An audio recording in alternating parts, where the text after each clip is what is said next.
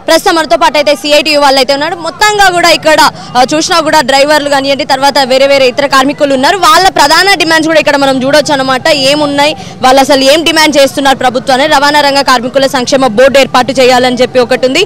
ఆ తర్వాత MV act 2019 ని కార్మికులు ఉపయోగ విధానము సమరించాలి. అంటే ఫస్ట్ అసలు ఏంటి వీళ్ళ ప్రాబ్లమ్స్ ఏమేమి ఉన్నాయి అనేది అయితే తెలుసుకునే ప్రయత్నం అయితే చేద్దాము. సో ముందుగా మీరు సంక్షేమ బోర్డు ఏర్పాటు చేయాలని అంటున్నారు కదా, మరి దీని గురించి మీరు ఎప్పటి నుంచి డిమాండ్ చేస్తున్నారు ఏంటి?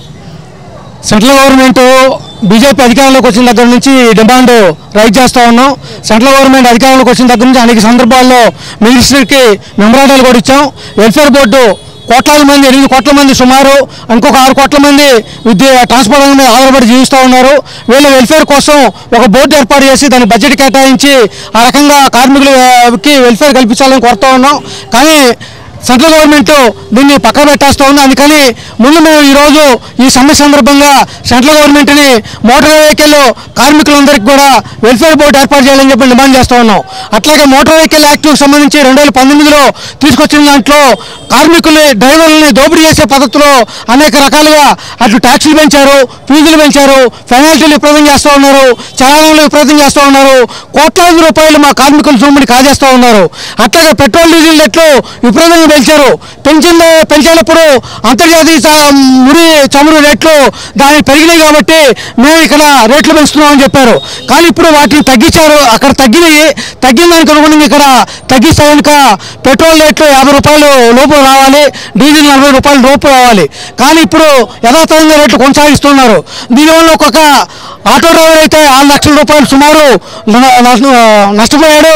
అట్లాగే టాక్సీ డ్రైవరు 13 లక్షల రూపాయలు సుమారు నష్టపోయాడు.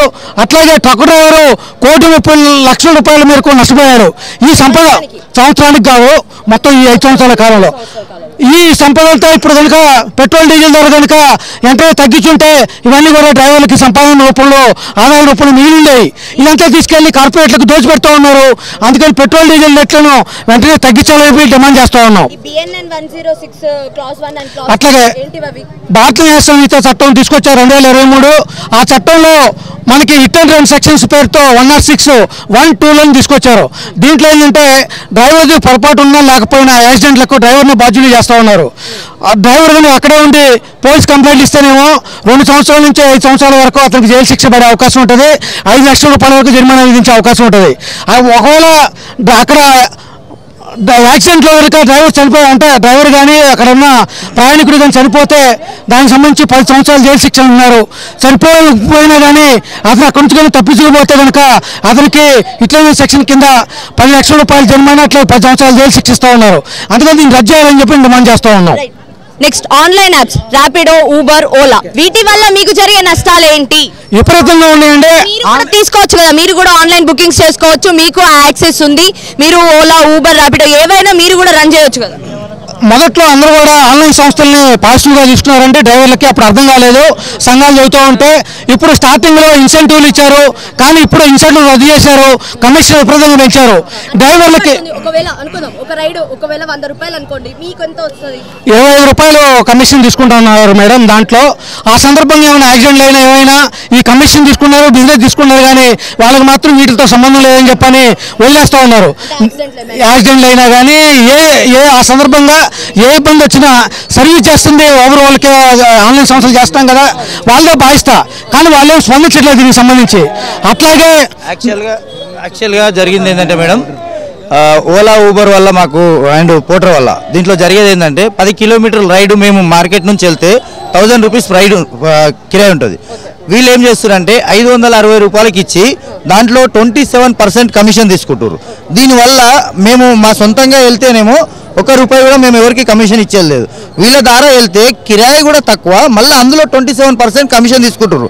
దీంట్లో 10 కిలోమీటర్స్ పోతే మాకు 200 రూపీస్ డీజిల్ పోయినా 800 రూపీస్ మిగిలేదు మా సొంత కిరాయిలో. ఇందులో 560 రూపాయలు కిరాయిలో వెళ్తే దాంట్లో 27% తీసేసిన తర్వాత మాకు ఆడ ఏం మిగులుతున్నాయి. దాంట్లో డీజిల్ కూడా తీసేస్తే ఆ ట్రిప్ ఆ 10 కిలోమీటర్స్ మేము వెళ్ళి వస్తే దాంట్లో మాకు 2 నుంచి 300 రూపీస్ కంటే ఎక్కువ మిగలట్లేదు. దాంట్లో మళ్ళీ చాలాన్ మాదే, నో పార్కింగ్ మాదే, యాక్సిడెంట్ అయితే పూర్తి బాధ్యత మేమే. ఆ మెటీరియల్ క్రాసింగ్ చేపియారని చెప్పి కూడా వాళ్ళు ఎటువంటిది 1% కూడా ఎవరు కూడా దాంట్లో ముందుకు రారు. దీనివల్ల మేము చాలా విపరీతంగా నష్టపోతాం. ఈ అగ్రిగేటెడ్ ఏదైతే సమస్యలు ఉన్నావో ఇవి ఇప్పుడు ఈ 4 తోటే కాకుండా ఇంకా 4 వచ్చినాయి. ఇవి కాకుండా ఇంకా ఒక 400 సమస్యలకు అగ్రిగేటెడ్ సమస్యను యాడ్ చేయాలని చెప్పి సెంట్రల్ గవర్నమెంట్ ఏదైతే స్కీమ్ తీసుకొచ్చిందో దీనికి మేము అందరం వ్యతిరేకం. ఇంకొక విషయం, 4 లేబర్ కోడ్లను రద్దు చేయాలి అని చెప్పి మీ ప్రధాన డిమాండ్లు ఉన్నాయి కదా, మరి ఎందుకు రద్దు చేయాలి అని మీరు భావిస్తున్నారు? లేబర్ కోడ్స్ని తీసుకురావడం వల్ల కార్మికుల హక్కులను కూడా రద్దు చేయబడుతూ ఉన్నాయి. గతంలో ఉన్నటువంటి 44 చట్టాలు కార్మికులకు అనేక రకాలుగా హక్కులు కల్పించినాయి. ఈ హక్కులన్నీ రద్దు చేసే పరిస్థితి. గతంలో ట్రేడ్ యూనియన్ పెట్టుకోవాలంటే 7 గంటలు సరిపోయేది, కానీ ఇప్పుడు 100 మంది పైన ఉండాలి. అట్లాగే యజమాని అనేవాడు గతంలో రిజిస్టర్డ్ యూనియన్స్ ఉంటే ఎన్నికలు జరిగితే రిజిస్టర్డ్ యూనియన్ అగ్రిమెంట్ చేసుకునే పరిస్థితి ఉండేది. ఇప్పుడు అగ్రిమెంట్ చేసుకోవాలని చెప్పాలని 300 మంది పైన ఉన్నటువంటి ఫ్యాక్టరీలు అటువంటి వాటికి మాత్రమే అవకాశం ఉంది. కానీ భారతదేశంలో పనిచేసేటువంటి అన్ని ఫ్యాక్టరీల్లో 300 మంది పైన 80% ఉన్నాయి. అంటే ఈ లేబర్ కోడ్స్ ఆ మార్పులు చేయడం వల్ల 80% కార్మికులకి ఈ చట్టాలన్నీ వర్తించకుండా పోయే పరిస్థితులు ఉన్నాయి. అట్లాగే 8 గంటల పని విధానం ఉండేది, దీన్ని 12 గంటల పని విధానాన్ని మారుస్తూ ఉన్నారు. అందుకని ఈ చట్టాలను మేము వెనక్కి తీసుకోవాలని చెబుతున్నాం. కార్మికులు ఈ చట్టాలు అమలు చేయడం అంటే మళ్ళీ బానిస వ్యవస్థకి తీసుకెళ్తామని మేము భావిస్తూ ఉన్నాం. అందుకని మా హక్కులు రక్షించబడాలంటే ఈ చట్టాలు రద్దు కావాలని కోరుతూ ఉన్నాం. అట్లాగే మోటార్ వెహికల్ యాక్ట్లో అనేక రకాల అగ్రిగేటెడ్ సంస్థలకు సంబంధించినటువంటి దాన్ని చట్టం తీసుకొచ్చారు. ఈ అగ్రిగేటర్స్ సంబంధించిన సెక్షన్ని రద్దు చేసి అగ్రిగేటర్లను కూడా రద్దు చేయాలని చెప్పని మేము డిమాండ్ చేస్తూ ఉన్నాం.